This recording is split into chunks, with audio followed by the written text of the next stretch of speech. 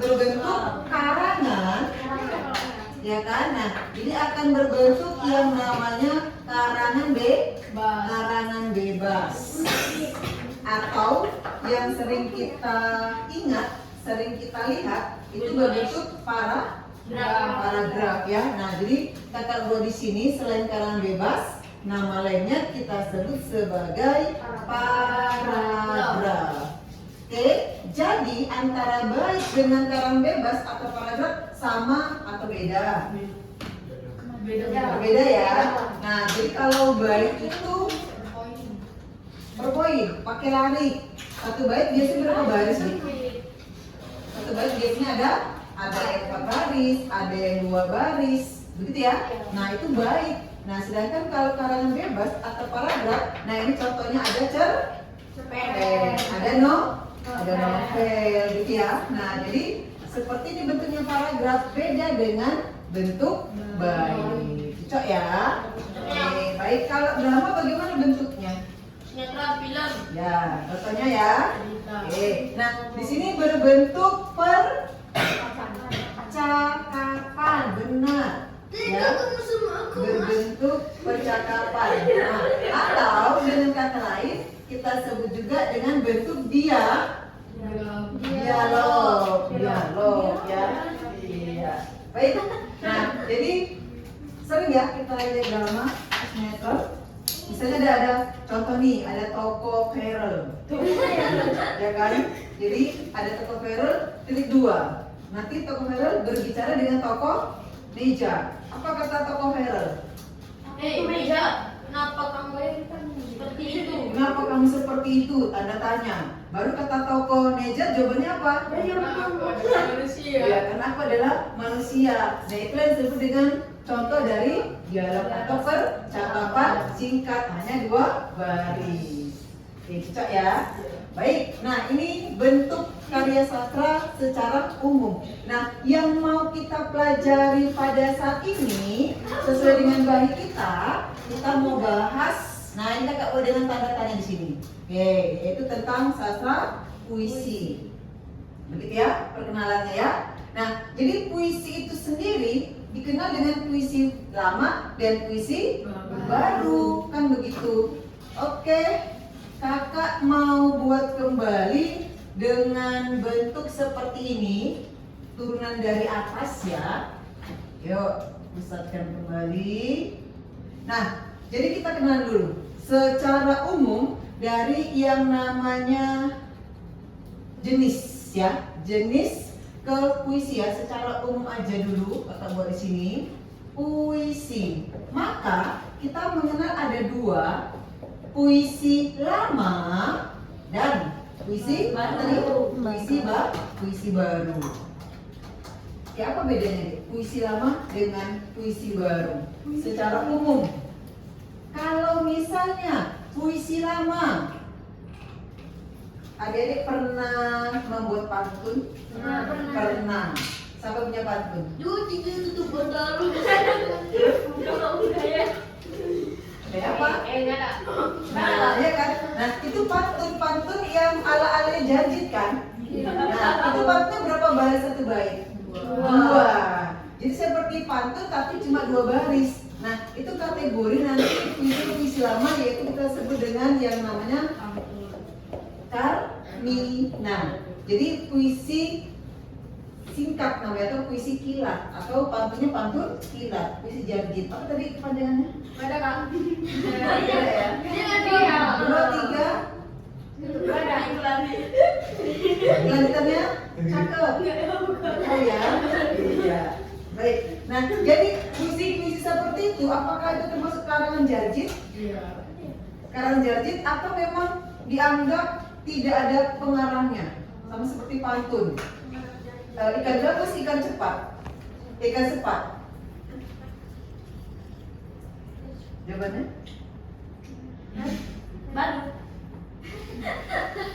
Keren deh ya. Nah, kakak mau buat pantun lama. Contoh gini. Jalan-jalan ke kota Binjai, singgah sebentar membeli sepatu. Kalau aku anak pandai, jadikan aku juara Satu gitu ya. Nah itu termasuk pantun. Itu yang membuat siapa deh? Karang siapa? Kakak.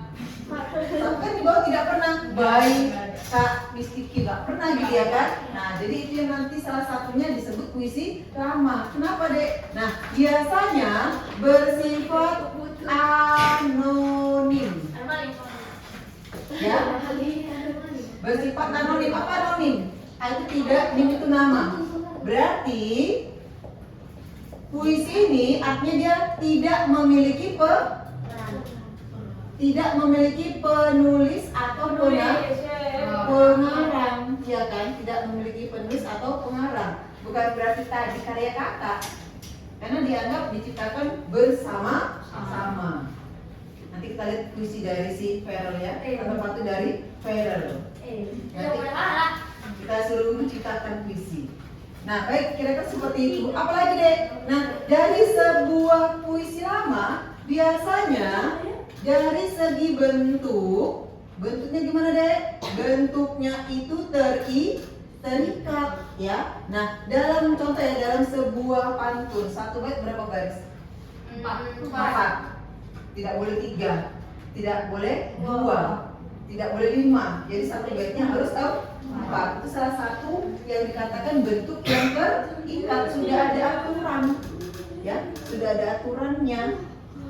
Baik, sekarang kita bedakan terlebih dahulu, ada yang lama, ada yang puisi baru. Oke, secara anonim lawannya apa deh? Pernah dengar puisinya Hairil Anwar, Taufik Ismail? Nah, itu ada pengarangnya kan, Dek? Nah, maka kalau dikatakan dengan sebuah puisi baru, kalau di sini minus atau tidak memiliki pengarang, maka di sini kakak buat dengan tanda positif. Artinya apa? Sudah diketahui pengarangnya. Sudah diketahui pengarangnya. Jadi contoh sastrawan Indonesia misalnya Taufik Ismail, Hairil Anwar, gitu ya. Nah, yang sering dijadikan nama-nama kelompok di kelas KD.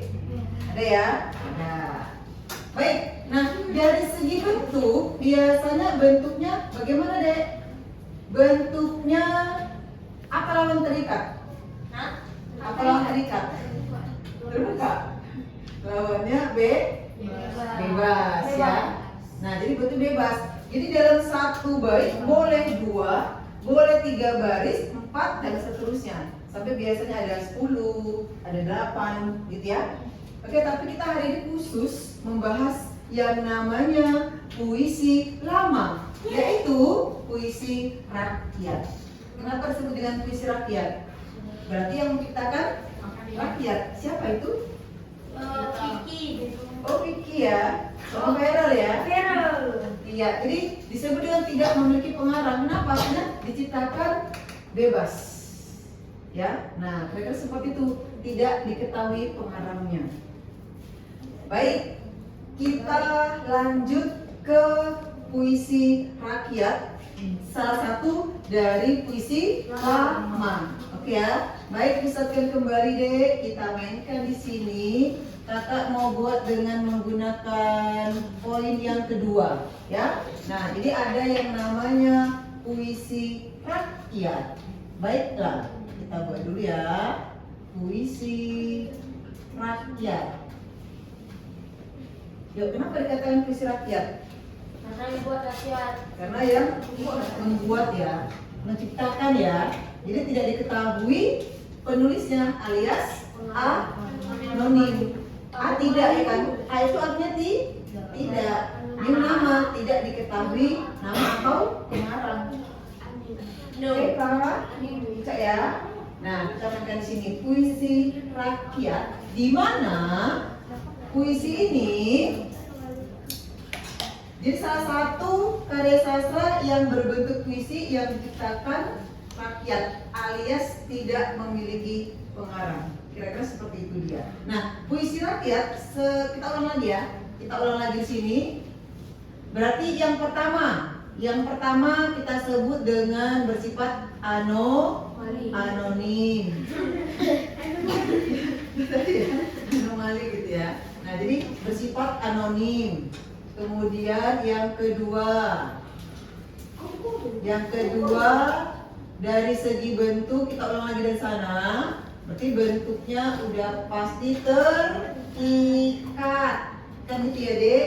Nah, biasanya perkembangannya ya, kakak urut sini ya. Perkembangannya bersifat statis atau dinamis? Statis atau dinamis? Apa bedanya statis dengan dinamis? Yang bergerak apa? Yang dinamis ya. Nah, jadi di sini biasanya dari segi perkembangan, dari segi perkembangannya biasanya bersifat statis. Artinya apa, Dek? Hanya dari mulut ke mulut. Makanya kakak pernah dengar pantun tadi, kakak ulang lagi. Jadi tidak diketahui pasti siapa pencipta semula. Kita dianggap dengan puisi rakyat, bersifat anonim. Kakak pernah dengar nih tahun lalu. Dan ada yang pernah dengar lagi, maka diulang-ulang. Begitu ya. Jadi boleh jalan-jalan ke Kota Binjai, sehingga sebentar membeli gitar. Cakep gitu ya. Ya.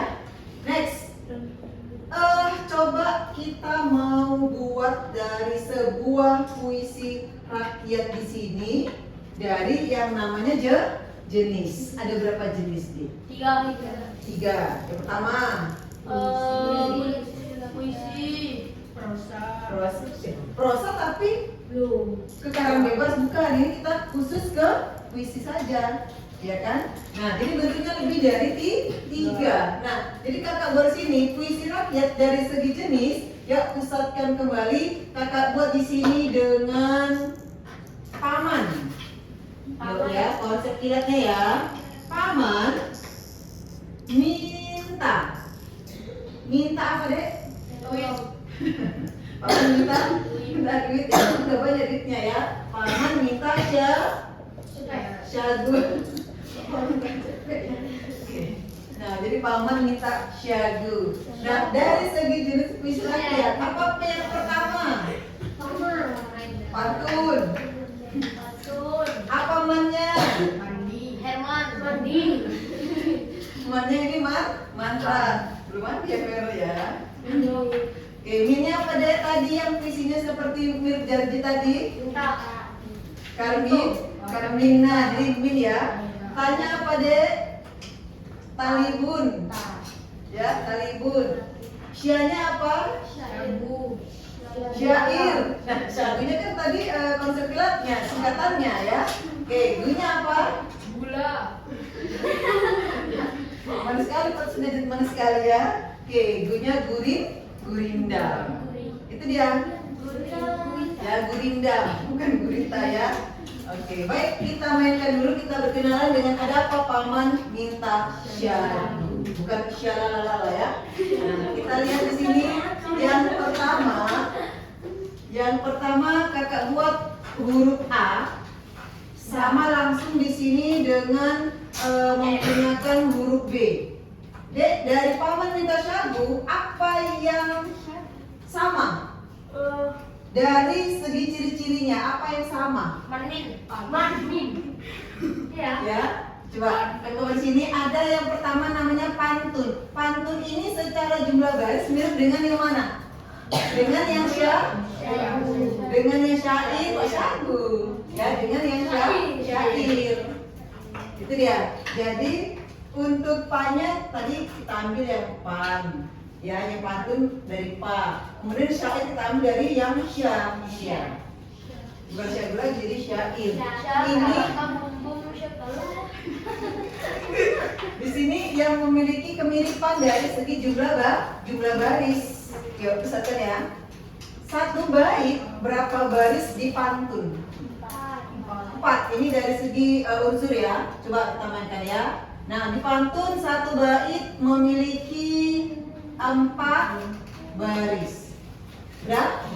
Sementara di syair dalam satu baitnya juga sama memiliki 3, 4 baris. Satu bait. Gitu ya. Nah, jadi inilah yang disebut dengan bait.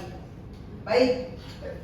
Kita juga mengenal dalam sebuah puisi ada yang namanya rima. Apa rima? Persajakan. Bunyi akhir setiap baris. Ya, jadi ada yang namanya rima. Nanti kita buat ya. Baik. Kalau kita kenal lagi di pantun itu biasanya bersaja apa? Berima apa, Dik?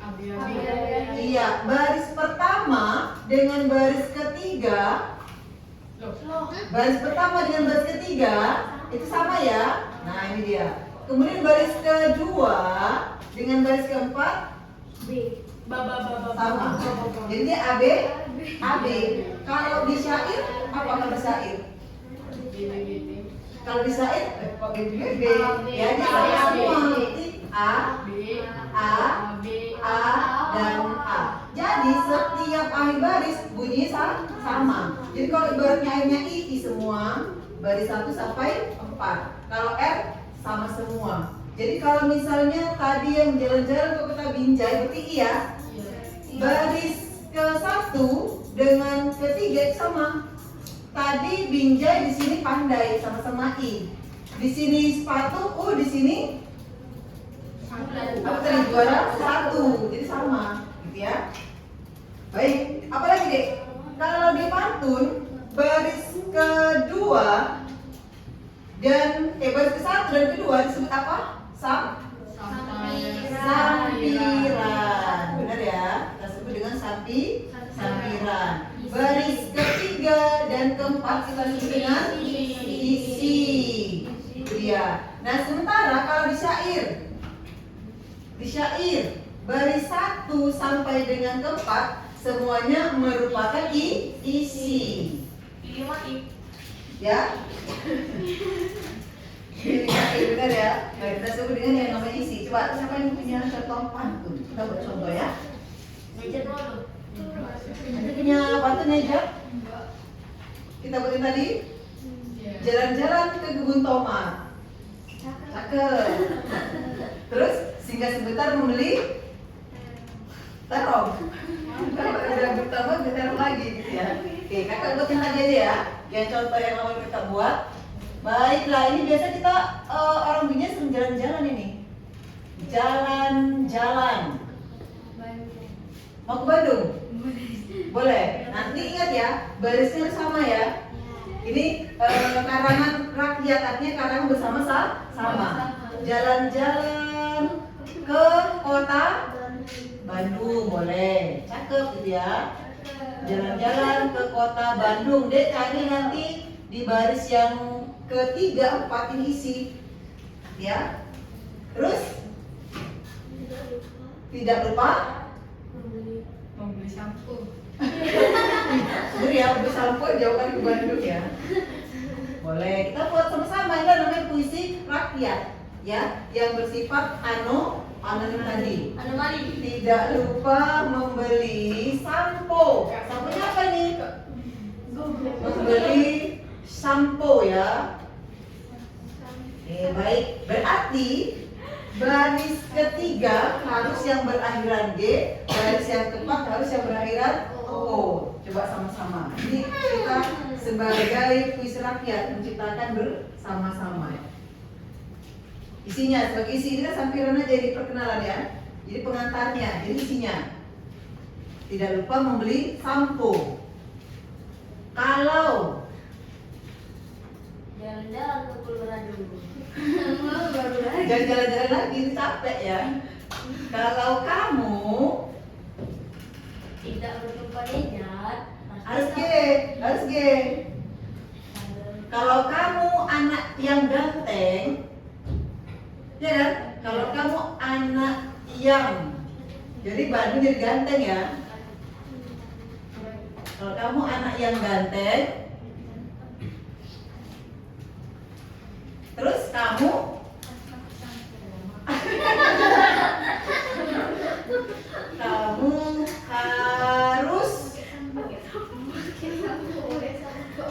harus sering yang akhirannya apa? Nah, kamu harus sering menolong orang jompo.